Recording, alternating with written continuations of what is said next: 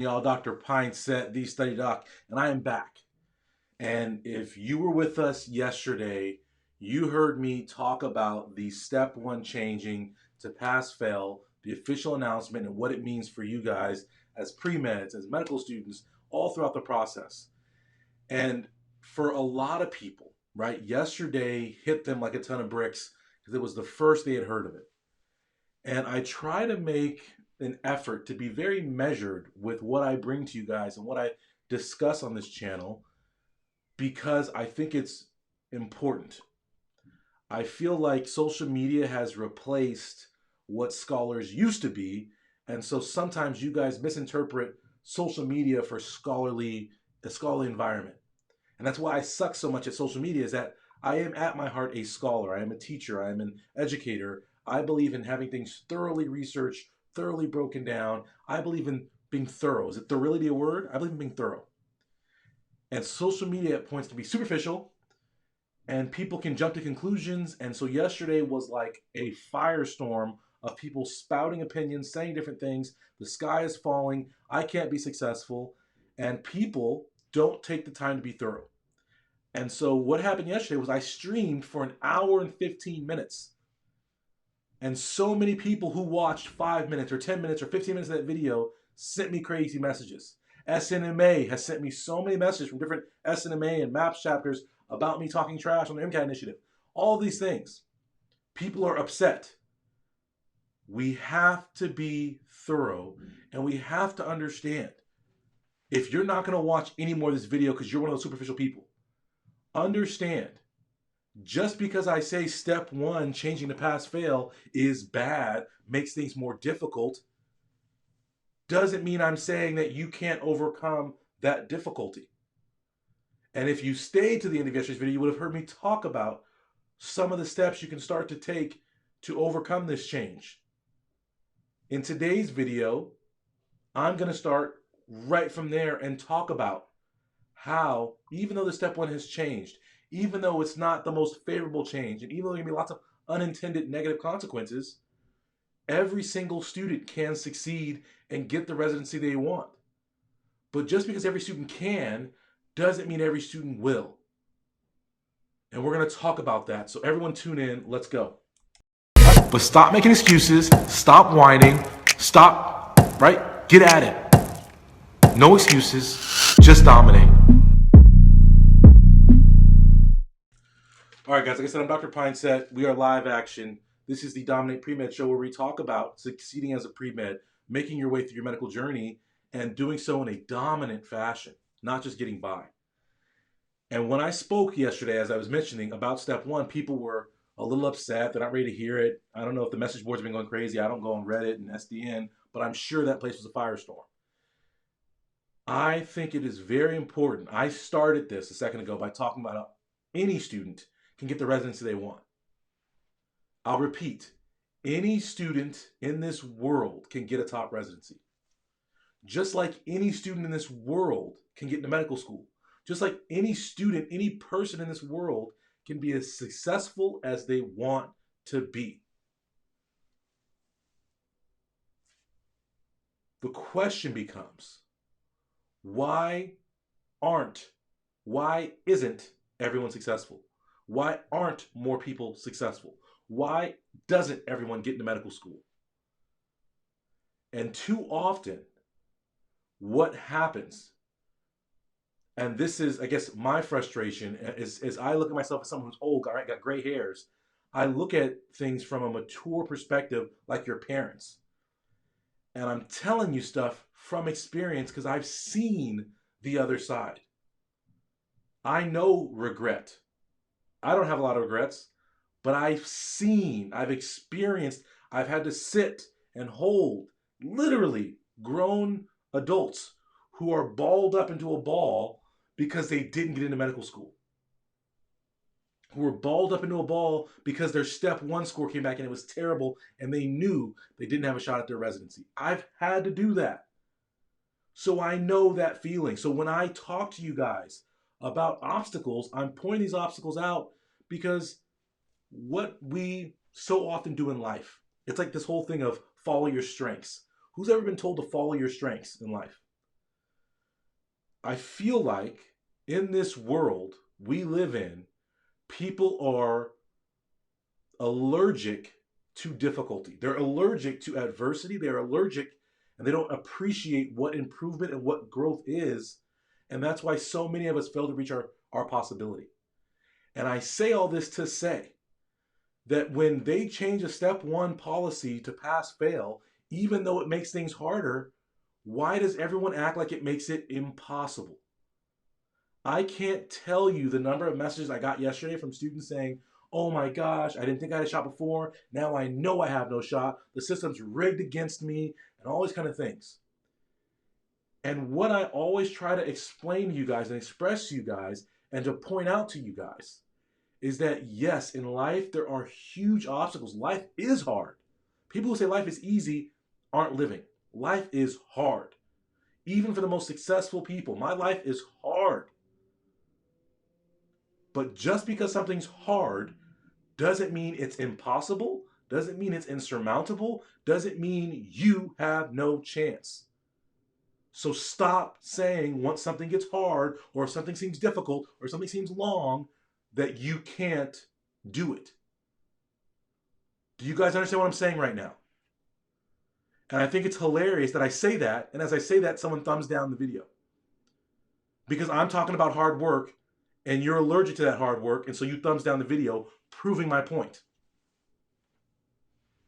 You guys have to understand, in order to overcome difficulty, in order to overcome struggle, to overcome an obstacle, what's the first thing you have to do? Now I got 2 thumbs down. Thank you. How many of you guys understand what I'm saying? What is the first step in overcoming an obstacle? Tell me. What's the first step? If there's an obstacle, if there's a roadblock, if there's a hurdle, if there's something in your path that's stopping you, what do you have to do if you want to be successful?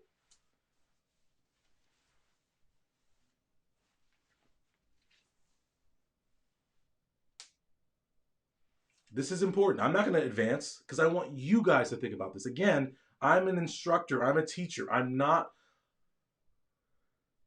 a social media personality. That's why I don't give 2 flips about your thumbs down. So everyone who wants to thumbs down this, thumbs down it. I applaud you for thumbs downing it. Great. You're not ready to be educated. But there we go. Thank you for putting it in the box. The first step is realizing it exists. You have to identify the obstacle, right? That's the first step. How can you overcome something? How can you work around something? How can you plan for something if you don't even acknowledge it? So Deli wrote, you have to figure out how to get around it. You can't figure out how to get around it if you're ignoring it. Right? You can't address a problem you don't acknowledge you have. That's why people still continue to smoke in 2020. Because as much as you want to tell them, hey, listen, literally on the box of cartons you buy, it says Surgeon General's warning, this is going to kill you. Why are you still smoking? I'm like, no, smoking. Because they're not willing to acknowledge that problem, that obstacle, that issue. And so they'll never stop smoking. They'll never get over that hurdle.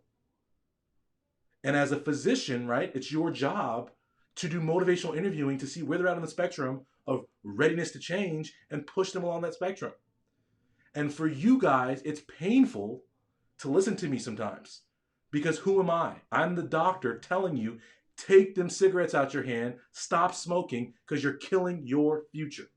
And instead of cigarettes, what you guys have is poor study habits, poor discipline, poor information or a lack of information about your future, and you make poor decisions, you do poor actions, you do the wrong things, and you thwart your future. And when I tell you you're wrong, and I tell you stop smoking, it's killing you, it hurts. Because I'm pointing out the obstacle, the problem, the difficulty that you would rather ignore, sweep under the rug, and hope to deal with at another time. When I tell you guys, hey, you know what? Instead of saying that the MCAT is culturally biased because you're a minority, How about you just get yourself prepared for that culturally biased test? How about you make yourself culturally competent and go past the MCAT? And I get hate mail for that. Legit. So wait a minute. So I'm supposed to be like, oh yeah, you know what? The MCAT is rigged against you. If you're a student of color, there's no way you can get a good score on the MCAT. That would make you feel good. I get thumbs up. You guys would hug me. We could feel good about it. Oh my gosh. But that's not going to get you into medical school. And with step one, it's the same premise. The change that was made to step one to make it pass fail has clear and obvious, at least to me, repercussions to it that negatively impact students and that make, for certain students, getting into their competitive residency harder. That's the reality. But the other flip side of that, and what I was trying to drive home yesterday, was that yes, this is an obstacle. Yes, this is a problem. Yes, this makes your path to getting a residency harder. If you are a student of color, disadvantaged student, IMG, DO, you're at a smaller tier school, even if you're at a big school, this makes your life harder. Because even if you're at a school like Stanford Medical School where I went, the question becomes, without the step one exam, how does Stanford create a distribution amongst their students to create a separator between the 90-something students that are in their class? Even at that level, it has effects. However, even though it's harder, even though it's more difficult, even though it's different, it doesn't mean that that change makes it impossible for students to get over the hump. And I'm addressing this because every single day, guys, I get over 200 messages a day from students. Every single day. This is today's emails that I print out. 200 emails a day I get from you guys. And this is an email I got yesterday. Yesterday. Hi, Dr. Pinesett. I'm a pre-med student and former Caribbean medical student. Say some other stuff that I'm not going to share with you guys. I developed into a rather common but still unique circumstance. It's common in that, like many others from disadvantaged backgrounds, we're often winging our steps to gain admission into medical school from the extreme lack of resources and guidance in the process. So we settle with the idea that we're not good enough or that we are only just good enough for certain specialties. Many of the people I was around at my PWI, predominantly white institution, convinced me that I wasn't good enough to enter the race. And I'm talking about the race to medical school. In particular, the dean of my school of chemistry. And the email goes on and on and on, and I won't belabor the point. But the point is that I am first and foremost, if there's any confusion about this, any animosity about this, then you can take your animosity and you can shove it. I am a black male physician. I am from a disadvantaged background. And because I am that, I am sensitive to the needs of this population. I will forever push to increase diversity in medicine. But we must understand it is time out for the bozo approach we are taking to increasing diversity and creating equality in medical school admissions, in residency admissions, and beyond. And I say this to say that what this student says and goes on to say is that I recognize now from listening to your videos that I was going about things haphazardly and I was going with what people were giving me as quote unquote resources when it wasn't accurate. We have to acknowledge obstacles and disadvantages. The way that this video pertains to getting the residency you want is that if I say to you, hey, the step one change doesn't matter, just go about what you're doing as a medical student, if I say that to you, that's bad advice. I know it feels good, but that doesn't help you. I have to let you understand this is a big deal because now the entire residency competitiveness game has changed. Previously, it was step one and everything else was a way distant second. So when my students would be in medical school and I'm coaching them saying, listen, step one, step one, step one, step one, step one, Anything else, throw it away. Throw it away. Don't do research. Don't, step one, step one, step one, step one, step one, step one. Once you get that, then you can do other things. Now that we recognize they've changed this and that's no longer the option, we have to change our goal, our plan, our objective, our strategy to get into a top residency program. But before we can do that, we have to acknowledge that there's a problem, there's a change, there's something happened. Oh my gosh. And then we have to say, now what do we have to do? Does everybody understand what I'm saying? I have to say this because I literally got a half a dozen emails from various administrators with SNMA, with MAPS. I also got a couple of emails from different, like, for what? Because I'm pointing out the fact that this is a bad change of policy. I can't not say that. It's a bad change. Someone sent me a message and said that I created a message of hopelessness for minorities. That minorities, IMGs, DOs are hopeless after my message yesterday.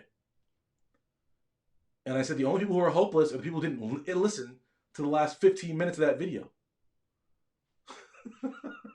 So today, let's bring those 15 minutes back. And let's start with step one. Not step one, the test, but step one, what you have to do. The first thing is you recognize that step one is not the most important thing now.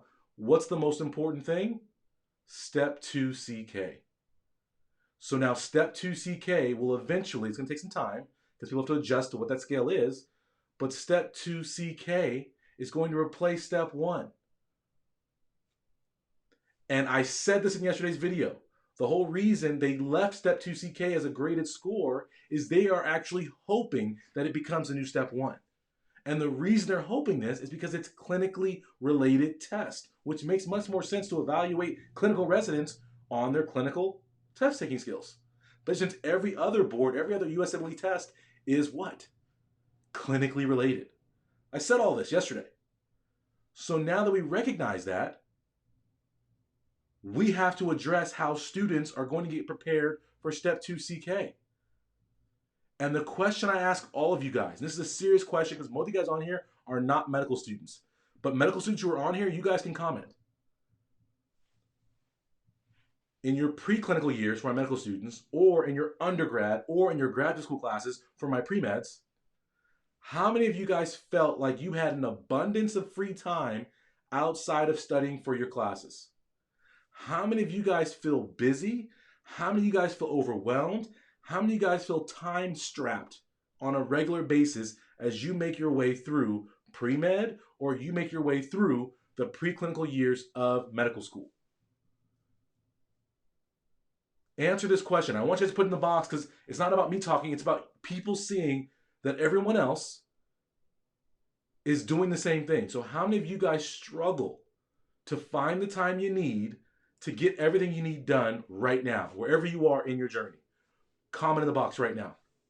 I will wait.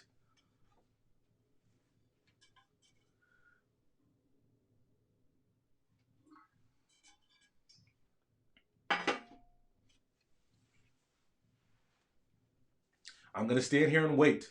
It's not a drill. It's not a bluff. We're not playing chicken. Light my box up right now. How many of you guys are time strapped? How many of you guys feel like you don't have all the time you need to get stuff done? I want everyone to be honest and open up the box.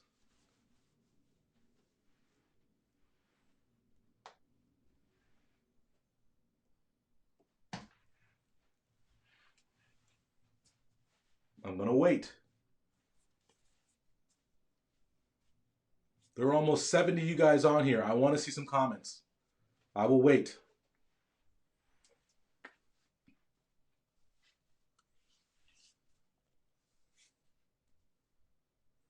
Okay? Thank you for filling the box up. The reality is, and statistics support this, surveys support this, is most people feel time pressure. It is one of the biggest problems with our stress condition in modern society. There's a great book called Why Zebras Don't Get Ulcers. And it breaks this down. It's not a new book, it's old. But it breaks this whole phenomenon down that we all feel time pressured. And we feel time pressure because we have so much to do with the same amount of time we used to have back in the day. And so as students, and this is why I ask this point, because if we can all acknowledge that, we'll call it 90% of us, don't feel like we have enough time to handle our pre-med classes or our preclinical classes and life, the question becomes, how do you expect then to transition into the clinical training of medical school where you are expected to be in the hospital caring for patients from 6 a.m. to 5 p.m., yet still studying for shelf exam, step 2 CK, and all the other hours? So imagine adding a 10-hour clinical day to your day right now. How the heck would you be able to get your studying done? Think about this, guys. Is that going to be a difficult time for you? Is that going to be hard? Or are you just going to create time to get the studying done? These are the things that I think about on a daily basis. Like, okay, wait, I got this coming up.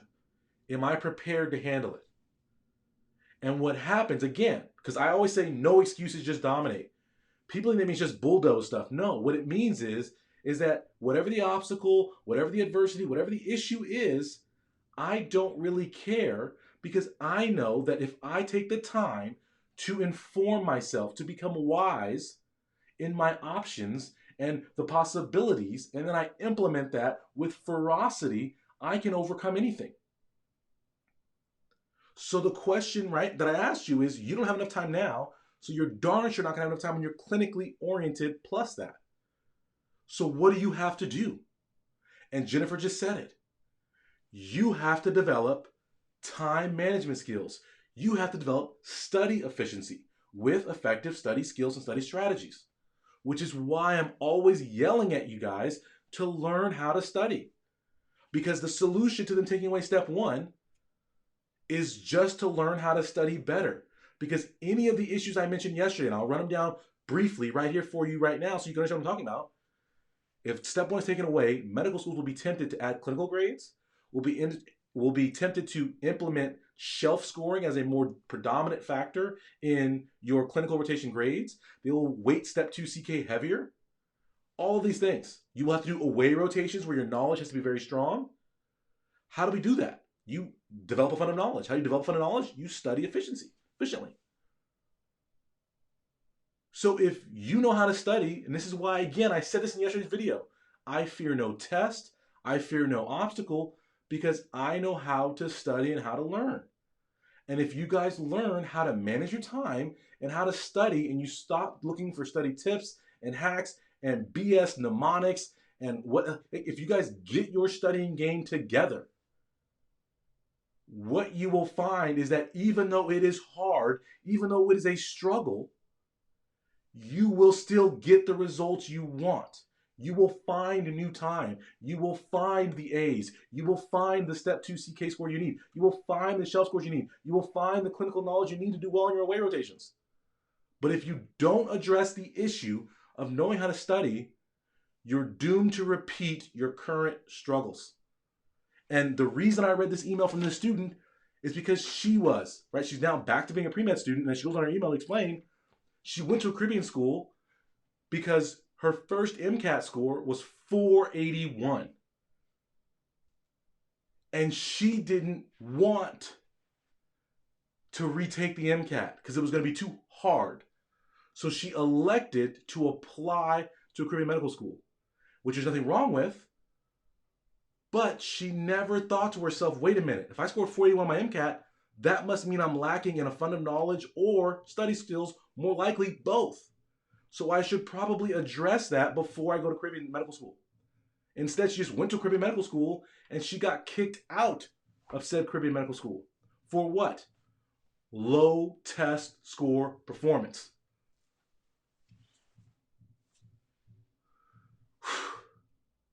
For many of you guys, when you hear this change, you're all freaked out because you haven't taken the time to learn the factors that influence residency admission outside of step one. You haven't figured out how to study, so you're like, ooh, different tests. What am I going to do? Shelf exams. Again, The reason I laid out all of my credentials at the beginning of yesterday's video was to point out every single step of my medical training life I have dominated. It was not easy, but I dominated because I took the time to make sure that my preparation met my aspirations.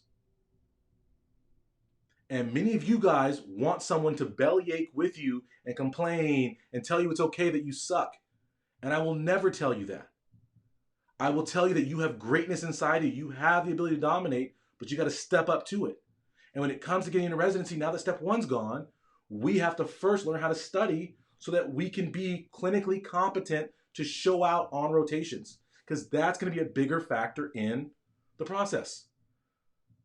You have to get your study skills together so you can show out on shelf exams, so you can show out on step 2 CK. That's the first step. The second thing is to help our preparation meet our high residency aspirations is that we have to recognize now that the objective step one is gone and the process will be more subjective. One perspective is the clinical evaluation. But the other part of that, and what people fail to recognize, is that a big part of clinical evaluations and how you are as a doctor is not always your knowledge. It's also what? Your people skills and your ability to communicate and connect with not only patients, but your colleagues. If you're a jerk, if you're abrasive, if you're hard to be around, if you can't talk, you're not going to get clinical evaluations. Not at your home institution and not on the away rotations, which I mentioned are what? A bigger factor now. So wouldn't it behoove you, first you work on your study skills, wouldn't it behoove you to work on your people skills? Because I'm amazed at how many of you guys can't even formulate a proper email.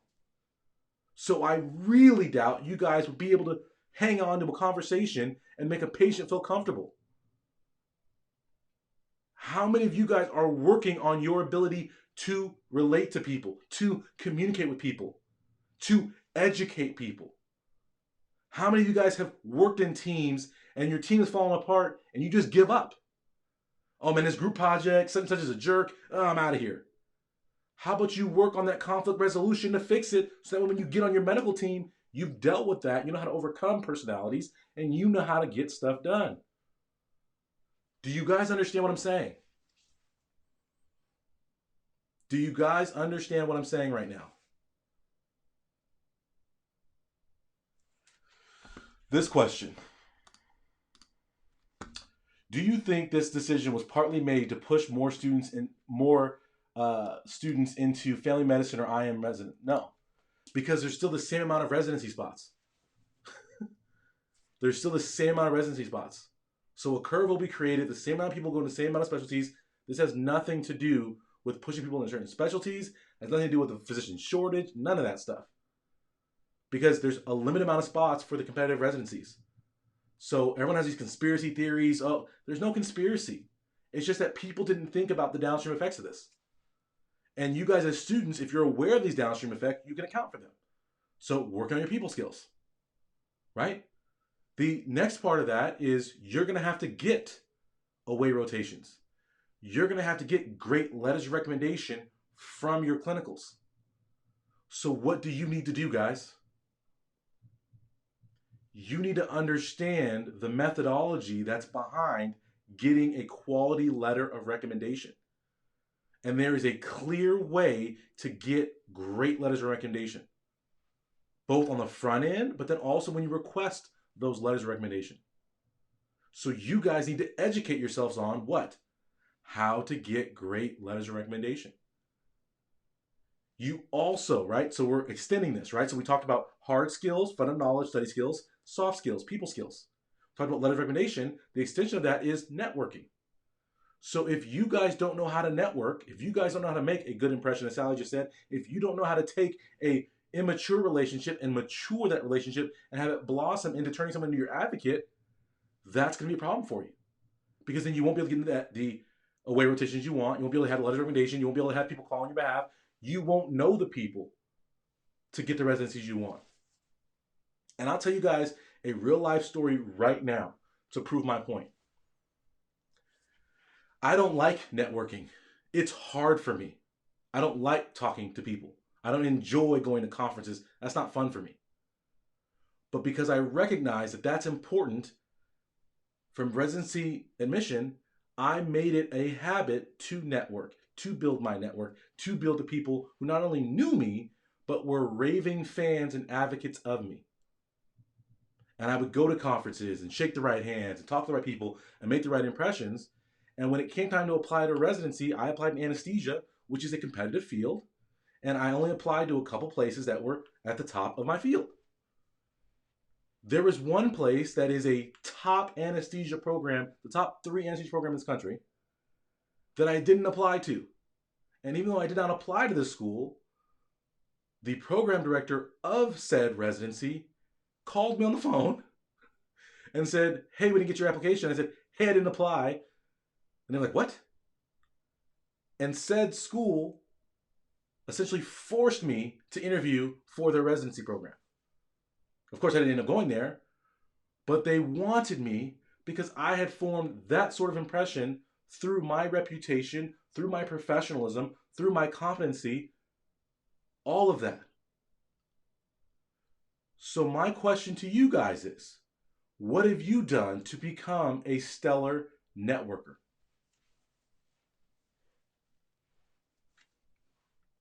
I talked about school prestige yesterday. Right? Does that make sense to everybody? What are you guys doing to prepare yourself for this change?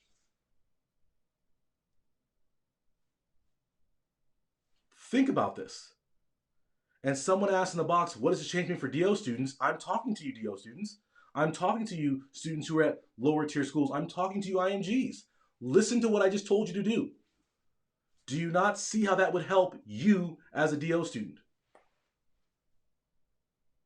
Do you guys understand what I'm saying right now? Some of you guys are ignoring what I'm saying. Listen to me. As Val just said, you've got to step your game up. These are key things that every single student can do. Not just to get into residency, but to do well in life. And people are missing this. People are missing this.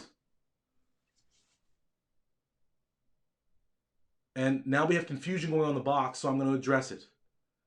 Yes, school prestige will matter more than it does now. It will more closely mirror how prestige of undergrad affects medical school, though. And that's the nuance that people aren't paying attention. Because yes, if you go to a more prestigious undergrad, it does give you a little bit of buffer. However, just because you go to a prestigious school does not mean you're going to get into a prestigious medical school.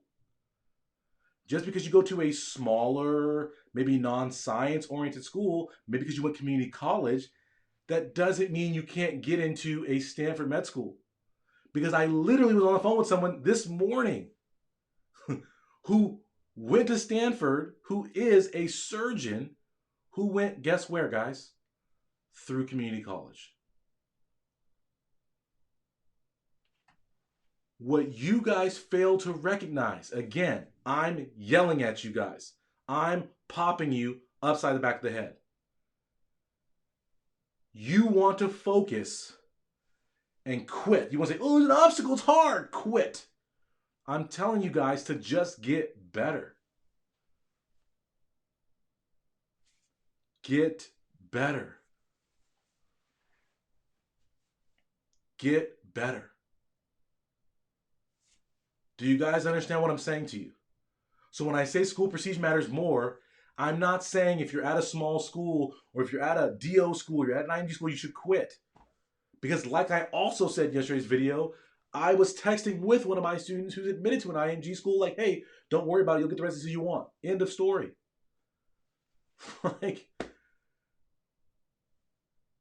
But so many of you guys are so quick to quit on what you say is your freaking dream. And if you guys know me, you've been listening to me, I love Dave Chappelle. Love Dave Chappelle because I see him and myself in each other's eyes. I see him and me. In that some people don't think his comedy is funny. And they don't think it's funny because it's a little too real. He says some things that, man, that feels uncomfortable.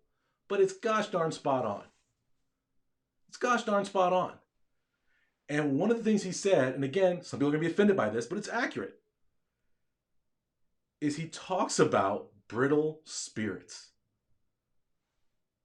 And one of the jokes he makes about is, okay, if this happens to you and that kills your whole dream, that's a pretty brittle dream.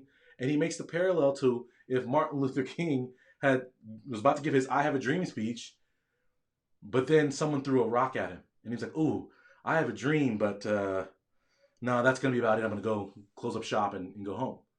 What happens to our country if he doesn't deliver that speech in the face of tremendous adversity, imprisonment, beatings, death threats, and his ultimate, right? He died. He got assassinated. Imagine if he didn't do what he did in the face of that adversity, how our country changes. That's a strong spirit. That's no excuse to just dominate. That's mama mentality. But so many of you guys have such brittle spirits. Ugh. Any obstruction. Oh, this is just too hard. I quit. The system is rigged. I am oppressed. They have rigged this so that I cannot be successful. Everyone wants to quit. When I say to a student, hey, listen, yes, I appreciate you saying you need to learn how to study. I've got this great study course, the 5 pillars of studying less to get better grades. Yeah, but it looks long. Do you have a tip for studying? I can't help you. You're a lost cause because you're not willing. You have a brittle spirit. You're not willing to do the work. And if you guys want to get into residency, in medical and whatever, you got to be more than that. You got to have a strong spirit, y'all. Because this stuff is not easy. You see physicians, you see medical students, you even see college students killing themselves. Suicide. Do you know how hurt inside you have to be to kill yourself? That is a deep, dark place to want to kill yourself, and not only to want to kill yourself, because we all have moments of like, man, this life is hard. I wish I didn't have this life. But to actually go through with it and kill yourself, that is a low level. That's a lot of despair in your heart. And so I say this to say that if you are to make it through what makes some people suicidal, you better have your tough spirit on. It can't be, oh, I'm so delicate. The wind blows, it'll blow me right over. You won't make it. If you are a minority student, disadvantaged student, if you are a student from a small medical school, if you are a student from a DO school, if you are a student from an IMG, if you're an international student, yes, it's harder for you. Anyone who tells you it's not harder for you is lying to your face. And because I say it's harder, people get mad at me. Because they don't listen to the fact that I'm saying just because it's hard doesn't mean you quit. What it means is that you can't just do what the other people who have it easier than you do. If you have ADD, if you're dyslexic, you can't try to just read like everyone else. If you are poor and you have to work, commute from home 2 hours to get to school, you can't afford the books, then how the freak are you going to practice the same scheduling practices as everybody else and think you're going to be successful? It's illogical. It's completely illogical. That's why, again, to the SNMA and mass people who sent me messages, this is for you guys. The reason I say your ridiculous initiative, the MCAT initiative, to get pre-meds and medical students to submit MCAT tips to put together into a guide is ludicrous because these students are disadvantaged, are impoverished, do have real struggles, real disadvantages that makes it feel like the system is completely rigged against them and they have no shot. And you're going to give them a hodgepodge guide and tell them that's going to get them over the hump?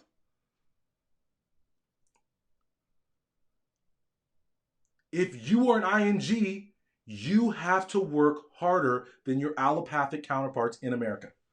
Period. If that hurts your feelings, if you think I'm anti-IMG because I said that, then again, leave. But that's the reality. If you're at a DO school, it is harder to get the top residencies. Period. But just because it's hard doesn't mean you quit, doesn't mean you give up, doesn't mean I told you your dreams are over, your life's over. I'm telling you to get up, recognize you gotta work harder, and get to work. Be better. I'm holding you accountable to your path. We all have different paths. People worry, oh, I'm non-traditional. Why are you worrying about everybody else? Worry about you and what you got to do to be successful. I'm successful, I succeed, and I will never be stopped. Why? Because I don't worry about what everybody else is doing. I worry about what I got to do to succeed. When everybody else was doing first aid for step 1, I didn't do first aid. When everyone else was trying to present posters at conferences in medical school because they thought those posters were going to get them in residency, I was busy shaking hands, making the real connections that were getting me in residency. I don't care what other people are doing. I care what I got to do to ensure success. Because I don't like possibly, could be, I don't like chance. Some of you guys are okay with rolling the dice on your future. I don't deal with uncertainty well. I need certainty, clarity. I need to, boom, I do this, I get that. Boom, 1 + 1 is 2. Some of you guys are like, 50-50 sounds good to me. Woo, 50-50. I go to Vegas, if I lose $20, I always take $20 just to just throw on the table and lose my first 5 minutes to get it out of my system. Go to the blackjack table, put $20 down, call it a day. I don't tolerate risk. What up? I don't tolerate risk and uncertainty. You guys are sitting here rolling the dice, gambling with your future. And you think that's okay? And you wonder why you're stressed out? You wonder why you're anxious? You wonder why you are what? Burnt out? You wonder why you're unwell? Probably because you have a super uncertain, murky, shaky future. That's why you doubt yourself. That's why you're uncertain. That's why you're constantly consuming empty YouTube videos and empty Instagram videos that aren't going to get you what you want. Because you're looking for someone to confirm. You're on Reddit saying, hey guys, these are my numbers. What are my chances? Hey SDN, these are my numbers. What are my chances, guys? What are my chances? And then you ignore the 90-something comments just to find that one that tells you you're going to get into Harvard with your 2.1 GPA. You're a superstar. Ignore these people. You're a superstar. That 2.1 GPA, no big deal. No. I will call you out and say you're not getting in with a 2.1 GPA. And here's how you fix your GPA and your resume. And that's why I get students with those kind of GPAs into medical school, because we address it day one. And anybody who works with me understands. What do I always say? I say it's no cup of tea. If you work with me, I'm going to hurt your feelings because I'm going to hold you accountable. I'm going to tell you what you're doing wrong. That way I can teach you the right way and show you how to fix it. But if you guys aren't willing to work, if you guys aren't willing to get better, if you guys aren't willing to listen, no one can save you. No one can help you. No one can. No one. Do you know what I'm saying? So, if you guys want a top residency, go get your top residency. If you guys are premeds and you want a top medical school, go get it. If you want a top residency, it starts now. Start with the study skills. Build your people skills. Build your knowledge of what it takes to get into medical school. Build your knowledge Build, get knowledge, get skills, get great, and go. I don't like, it's not rocket science. It's just difficult. And the people who make it, like I said, anyone can get a top medical school, anyone can get a top residency, and I'm proof that anybody can do that. Because I did both against insurmountable, seemingly impossible odds. I did it. So the question becomes, if I'm the example, if I overcame all the odds, if everybody told me I couldn't do it, but I did it anyway, what is stopping you from getting there? So when you guys go and everybody's telling you you can't get the residency you want because step one has changed and you're a DO student, are you going to listen to them? Or are you going to get better? Right? We've got to step our game up. We've got to step our game up. This is so important, guys. I want everybody to understand. Please, please, please, please. You can all get top residencies. No matter what ethnicity you are, no matter where you come from, no matter what medical school you're at, all that stuff. You can. Does everybody understand? I'm asking because we have to have some clarity, right? This is about clarity of understanding what's going on.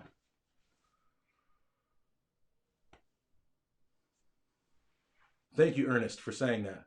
What up, man? How's it going? Right? And let's pull Ernest's comment up here so we can see it. Step one changing will not be an excuse for me not getting a top residency program.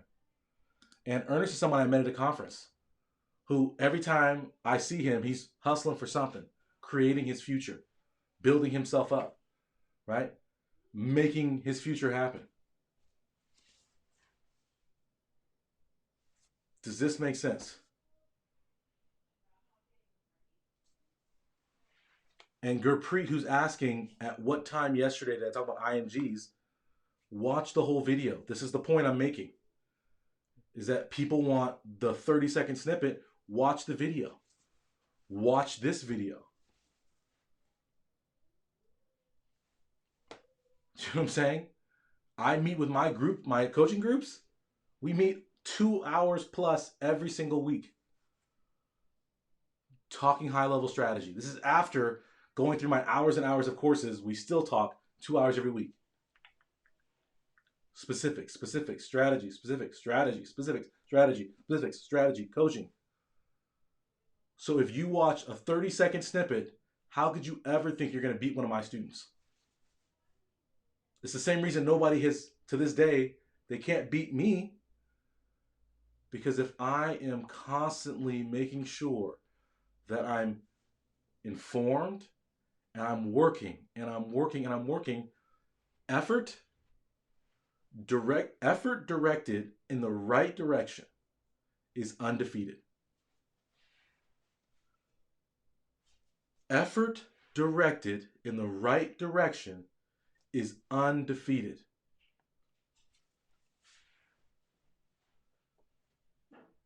Undefeated. And the conversation in the box is hilarious. If you guys can't see it. So D-Guard, whoever that is, hello, sir or madam, whatever, came on here and said, hey, is this guy even a real doctor? There's nowhere on the internet that says whatever. Well, the internet is not official, guys, just so we're all aware. The internet is a creation. It's electronic. So because it doesn't say that I'm a physician on the internet doesn't mean anything. There's plenty of people who are listed as doctors on the internet and who aren't physicians. Then someone else said, well, check Instagram. It says he's a doctor.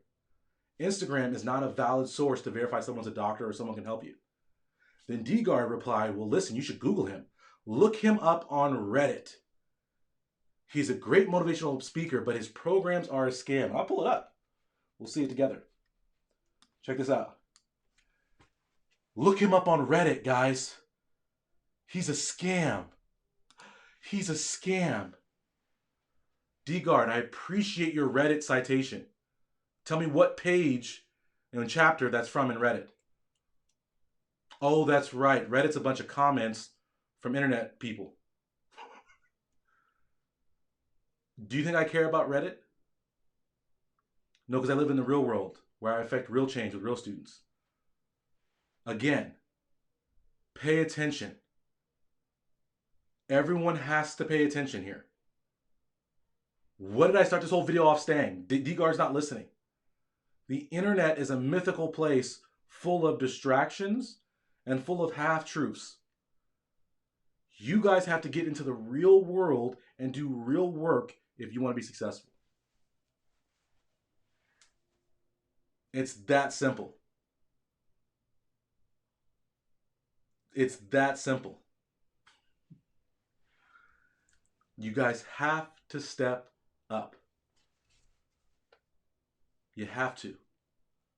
Please understand, everyone can get to the residency they want, but you got to step up. And the things that we covered today, you got to learn how to study, first and foremost. The second thing is you must learn to develop your people skills. You must learn to develop your communication skills and be an effective communicator. You must learn how to network, right, and manage your relationships in your life. And you must lastly set out a clear plan to execute these things and stick to the plan to execute. Execute. If you guys want a residency, do those things. And how you do those things is a subject for a whole nother day. But doing those things will get you there. So when step one changes and everybody's crying tears if they can't get there, that's all you have to do. Does that seem difficult? Do you guys understand what I'm saying?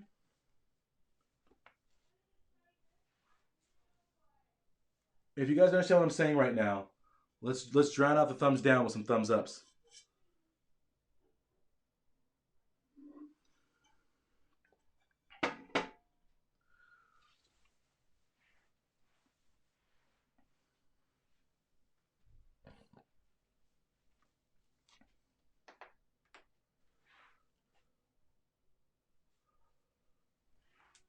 Do we understand what we're saying right now? Mulkey. I love it. I love it, guys. The world is beautiful. The world is beautiful. The earth is beautiful. Everyone, you guys can succeed. You guys can be what you want to be. Make the decision. You guys decide how you want to spend your time, your energy, your focus, all that stuff, and go be great. I love it. Okay? So everyone, have a wonderful, wonderful day. Stay positive. And like I said, I'm here to help students. I'm here to help you guys get into medical school, be successful. My courses do work. My programs do work, despite what Reddit says. Oh gosh. You know what? I'm heartbroken. I might cry after this because Reddit doesn't like me. I'm also banned from SDN. D-Guard. I don't know if you know this, but I'm banned from SDN. So I must be a bad person because I'm banned from there. So anyway, for those of you guys who want to start getting better, who want to start progressing in a real way, do check out my courses, do check out my programs. And as a benefit today, in the box below, there are discounts to several of my courses to help you guys to getting better, to be better students, to be better pre-meds, to prepare for the MCAT, all those things. So check out the box below. And I will see you guys next time. Does everybody understand? Everyone have a wonderful, wonderful day. What do we always end with, guys? What do we always end with? No excuses, just dominate. Later, guys. Today is the day, guys. No more excuses, no more complaining. You're going to take your future in your own hands. You're going to dominate. You're going to be successful. Get to my website, studenttransformation.com. I challenge you. What are you going to do today to make your life better?